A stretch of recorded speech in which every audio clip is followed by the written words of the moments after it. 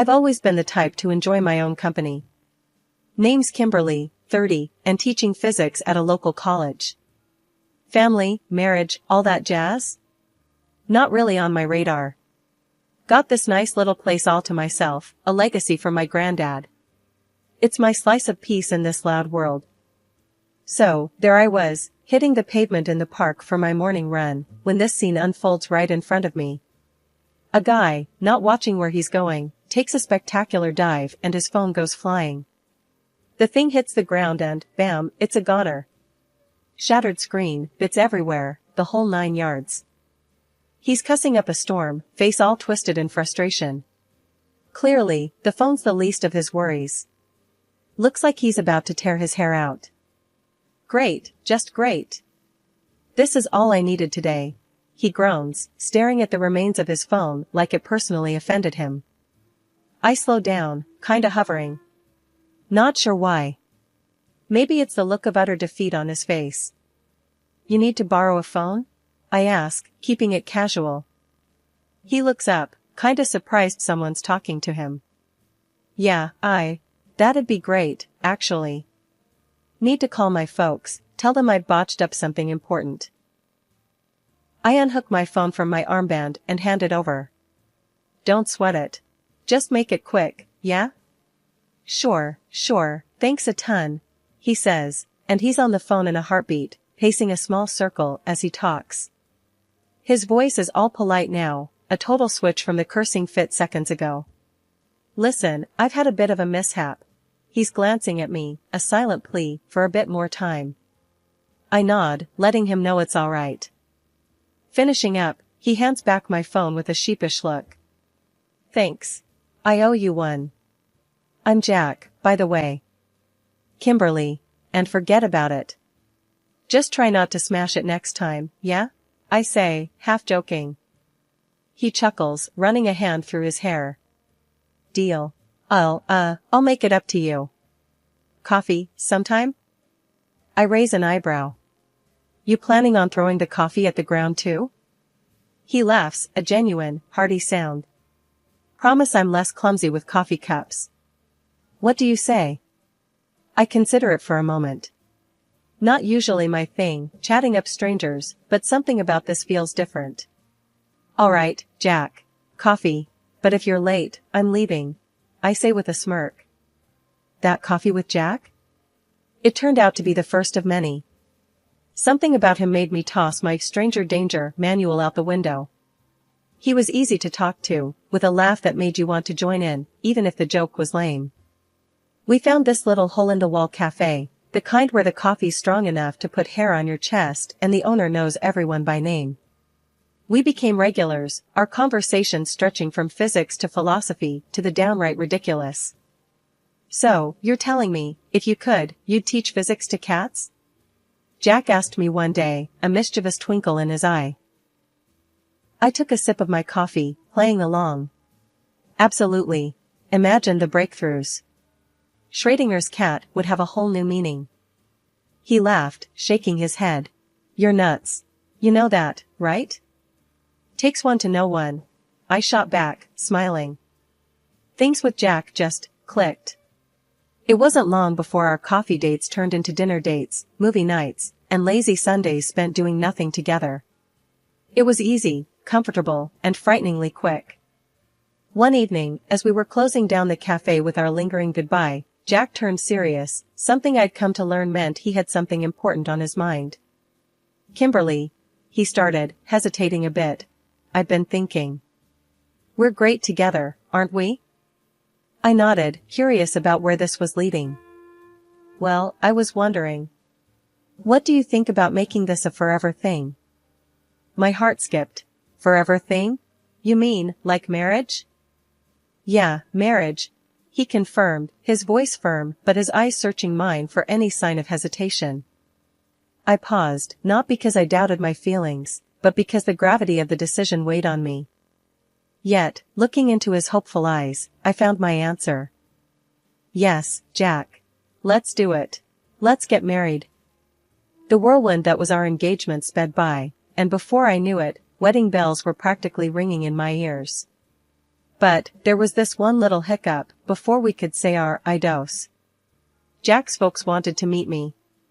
No biggie, right? Wrong. The meet and greet was at their place, which was fancy enough to make you think twice about where you sat. They were polite, but had this way of looking at you like they were trying to read the fine print on your soul. So, Kimberly, his dad starts, voice smooth like he's practiced this speech a few times. Jack tells us you're a teacher. Physics, was it?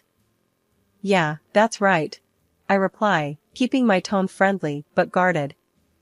And you live in that lovely little house by the park? Quite the inheritance. His mom chimes in, her eyes sharp, trying to pin me down. I just nod, sensing where this is heading, but not wanting to jump the gun. It's just that our Jack is quite the successful businessman, you know. We're just a tad concerned, no offense, dear, that some might be more interested in his financial stability. His dad says, dancing around the real accusation. I couldn't help but laugh, the absurdity of it all bubbling up.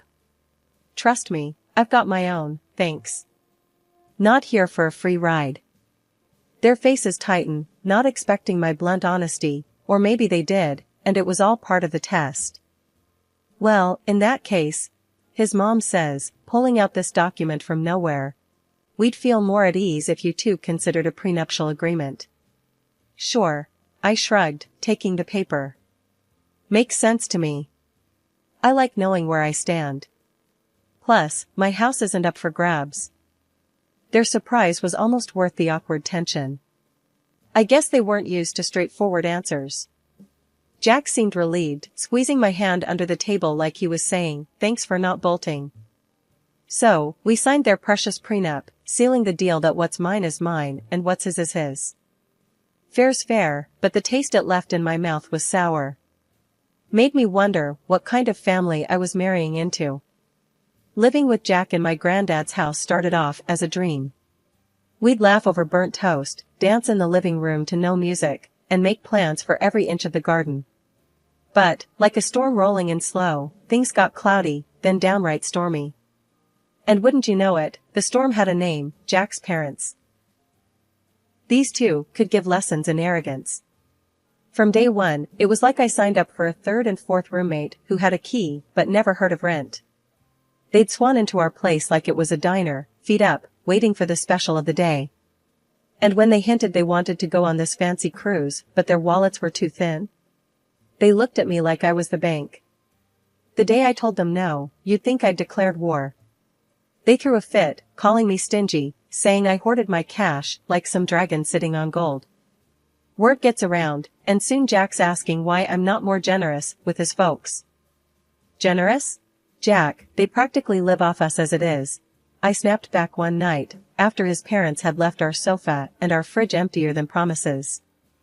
Their family, Kim. We're supposed to help out, he argued, missing the point by a mile. Helping's one thing. Being taken for a ride's another. Your folks think my money's theirs to spend. That's not happening. Jack went all quiet then, the kind of silence that's louder than shouting. His parents did the same but in their way, by suddenly vanishing. No drop-bys, no calls, nothing. They were offended because I wouldn't fund their holiday spree. Called me greedy behind my back, said I was living too tight, all because I wouldn't open up my granddad's safe to splurge on them. Ah, the safe. That hulking piece of metal was more than a place to stash away a few valuable bits and bobs, it was a slice of history, a connection to my granddad. But to them? Just a vault they hadn't cracked. The calm month without Jack's folks was like the quiet before the storm. It was a Tuesday, the kind of day you don't expect anything out of the ordinary. I was late coming home from work, bogged down with papers and the remnants of a headache that wouldn't quit. Walking in, I found Jack's parents parked on our sofa, remote in hand, flipping through channels like they owned the place. Evening, I managed, trying to keep the edge out of my voice. Oh, there she is. We were wondering if you'd join us tonight, his mom said, without looking away from the TV. I glanced at Jack, hoping for some backup, but he was engrossed in something on his laptop. Sighing, I headed to the kitchen, only to find they'd helped themselves to leftovers I was planning to make into dinner. That was it. I was done playing nice. Okay, listen up, I said, striding back into the living room. This is not a hotel, and I am not the maid. Jack looked up, startled, while his parents finally paused their channel surfing. What's gotten into you? His dad asked, frowning. I'm tired, I shot back.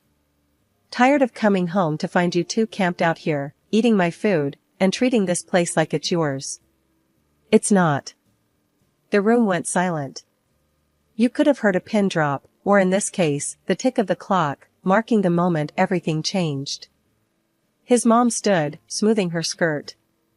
Well, I never. Here we thought we were family, but clearly, we were mistaken. That's not what I'm saying, and you know it. I'm just asking for some respect, some space. I tried to explain, but the look on her face told me she wasn't buying it.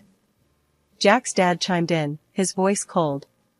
Seems like someone's true colors are showing. We just wanted to be close to our son, but apparently, that's too much for you. I looked at Jack, searching for some sign of support, but he was torn, caught between us and them. Maybe it's best if we leave, his mom said, her voice laced with hurt I wasn't sure was entirely genuine. Maybe that is best, I agreed, more to myself than anyone else. They left, and with them, the false pretense of one big happy family. Jack and I stood in the silent aftermath, the rift between us wider than ever. The breaking point hit like a wrecking ball. Jack had always been a bit of a mama's boy, but I never figured it would get this bad. His folks? They had their hooks in deep, and Jack danced to every tune they played. It wouldn't have been so bad if it stopped there, but no, Jack started treating me like I was part of the staff in my own house. Hey, can you whip up something nice for dinner? I'm starving, Jack would say, dropping his bag by the door like he owned the place. Jack, I've been on my feet all day, teaching and grading. How about you cook tonight? I'd reply, trying not to let my irritation bubble over. But instead of understanding, he'd huff, puff, and make it seem like I was the one being unreasonable. And let's not even start on the Fridays he'd roll in past midnight, reeking of booze, with that "what's the big deal" look plastered on his face. One evening, I'd had enough. We need to talk, Jack. This isn't working. He just stood there, swaying slightly, with that clueless look of his. What's not working? Us, Jack. Us. Your parents treat this place like a free hotel, you treat me like I'm here to serve, and I'm tired. All the time tired. He could have said a lot of things then. Could have apologized, could have promised to change. But no, he got all defensive, as if I was attacking him out of the blue. That's not fair, Kim. You knew what my family was like. He shot back. Yeah, and I thought I was marrying you, not signing up to be the family doormat, I snapped. That was the moment. The moment when the last thread snapped. We looked at each other, really looked, and saw the chasm between us. Too wide to bridge, too deep to fill. I think we should get a divorce, I said, the words tasting bitter. Jack's reaction was a mixture of shock and relief. It was clear this had been a long time coming for both of us. But when he told his folks, the glee in their voices was something else. We always knew she wasn't right for you, son. Good riddance, and thank heavens for that prenup. His mom had chirped over speakerphone, her voice a little too loud, a little too cheerful. Jack packed his bags that night, his movements mechanical. There was no dramatic goodbye, no tearful plea for reconsideration. Just the soft zip of a suitcase and the click of a door. Life's funny, you know? Just when you think you've hit rock bottom, fate throws you a curveball. For me, that curveball was a lottery ticket, a last-minute buy on a whim because, hey, why not? My life was already a mess, might as well throw a couple of bucks at a dream. The morning I found out I won, it was like any other, except my phone wouldn't stop buzzing. I thought it was a mistake, a practical joke maybe. But no, there it was, my ticket, my numbers, staring back at me from the screen, winners through and through. So there I was, staring at the lottery ticket in my hand, the kind of stunned where you can't decide if you want to laugh or cry. $3 million. It felt like a joke, considering the mess my life was at that moment. Divorce papers not yet signed, and my soon-to-be ex and his folks were nothing but a headache I couldn't shake. The universe must have a sense of humor, because the next thing I know, Jack's car pulls up. Him and his folks, all smiles and fake warmth, come barging into my place like it's some family reunion. "Kim, darling, we heard the news. What a blessing." His mom starts, laying it on thick. "Let's put all this unpleasantness behind us, We're family." Jack chimes in, all hopeful. "Yeah, babe, think about it. We can start fresh, really make a go of it this time." I couldn't help it, I laughed. Not the happy kind, but the kind that's sharp around the edges. "Start fresh? With what, your folks running the show?" "No thanks. I'm good." Then Jack, oh Jack, he gets this look, like he's been wronged, and says, "Come on, Kim. That's cold. You know I deserve half of that money. It's only fair." "Fair? Let's talk about fair, Jack. You and your parents treating me and my place like some kind of free-for-all, and now you want half of my win?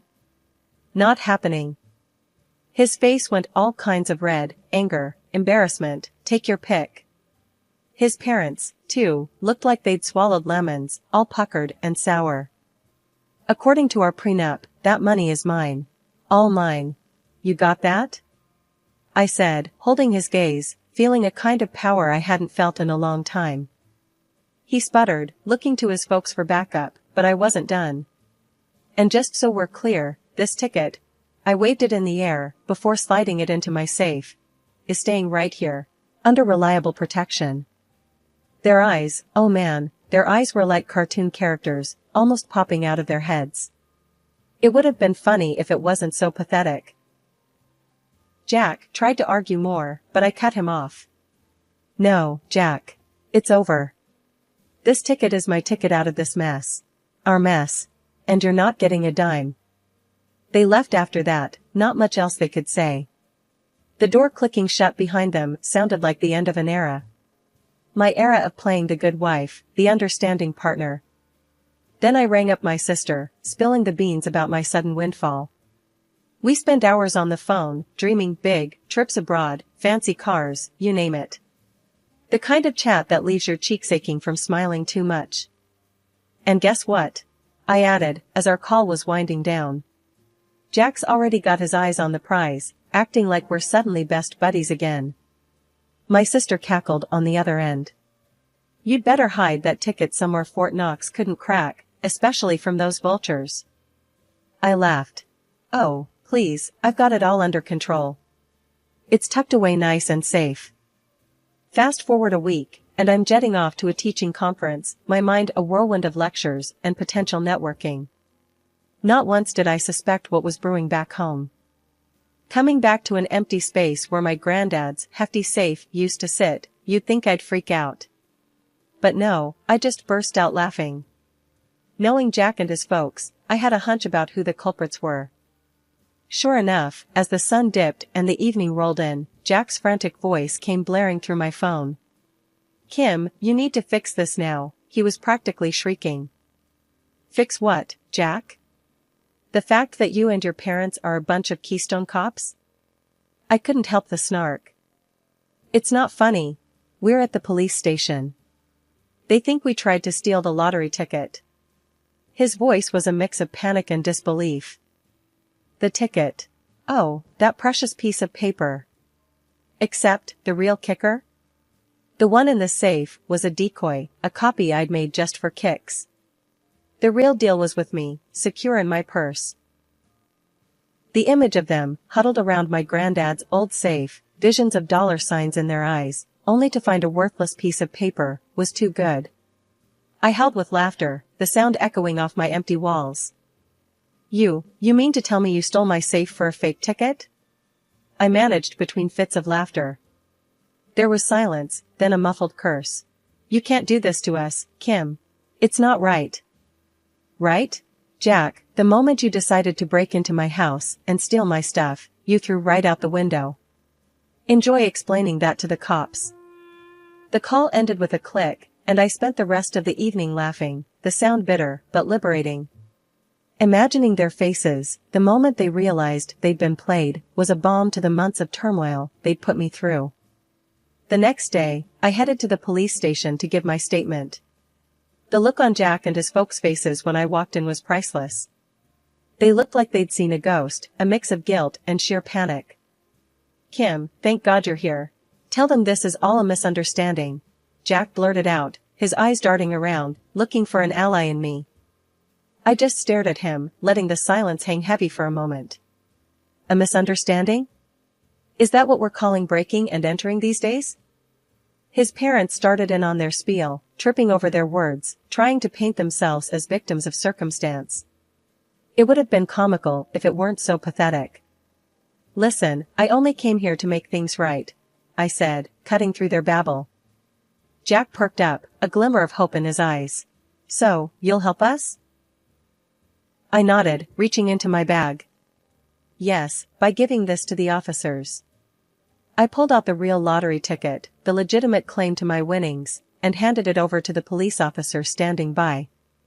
Jack and his parents gasped, their faces going from hopeful to horrified in a split second. "That's the real ticket. The one you all were so desperate to steal was a fake. A decoy," I stated, my voice steady and clear. The officer took the ticket, looking between it and me. "This will certainly help clear things up," he said, noting down something in his notebook. "But why? Why would you trick us like that?" Jack's mom wailed, looking every bit the part of a wronged party. "Why? Maybe because breaking into someone's house and stealing is wrong. You brought this on yourselves," I retorted, my patience wearing thin. Jack stood there, mouth agape, as the realization sank in. "So, what now? Are we going to jail?" "That's not for me to decide," I said, turning to leave. "But maybe next time, you'll think twice before betraying someone who trusted you." After the whole debacle with the fake lottery ticket and the stolen safe, things moved pretty quickly. The cops had enough to open a criminal case against Jack and his folks for breaking and entering, not to mention the attempted theft. It was a mess, but a part of me felt vindicated seeing them finally face some consequences for their actions. The divorce papers came through not long after. Signing them felt like lifting a massive weight off my shoulders. It was official, I was free from Jack and all the drama that came with him. And the best part? I got my granddad's safe back. It was a little worse for wear after its adventure, but having it back in my house felt like getting a piece of my soul returned. I had the winning ticket cashed, the money securely tucked away, and a whole lot of options in front of me. But first, I needed to celebrate this fresh start, this new beginning I fought hard for. I called up my sister, the first person who rode this crazy train with me from the get-go. "Hey, sis, how about a celebratory dinner? On me, of course," I offered, feeling lighter than I had in months. "You kidding? I wouldn't miss it for the world. You deserve this, Kim," she replied, her voice bubbling with excitement. That evening, sitting in a cozy corner of our favorite restaurant, we toasted to new beginnings and the future. "So, what's the first thing you're gonna do with your winnings?" my sister asked, sipping on her wine. I thought about it for a moment. First, a vacation. Somewhere far, with lots of sun and no memories of the past few months. Then, I don't know, maybe start a charity, or invest in something meaningful. Something that makes a difference, you know? She nodded, her eyes sparkling. "That sounds just like you, Kim. Always thinking of others." After dinner, walking back to my car, my sister looped her arm through mine. "You know, I'm really proud of you, Kim. You handled everything with such grace." I smiled, a genuine smile that reached deep into my soul. "Thanks, sis. Couldn't have done it without you." As I drove home, the streets bathed in the soft glow of the streetlights, I felt a sense of peace. The kind of peace that comes from closing a long, turbulent chapter of your life and stepping into a blank page, ready to start anew. I had plans to make, dreams to chase, and for the first time in a long time, I was excited about what the future held. Sure, the road ahead might have its share of bumps and turns, but I was ready. Ready to face them head on, with my head held high and my heart open to whatever comes next.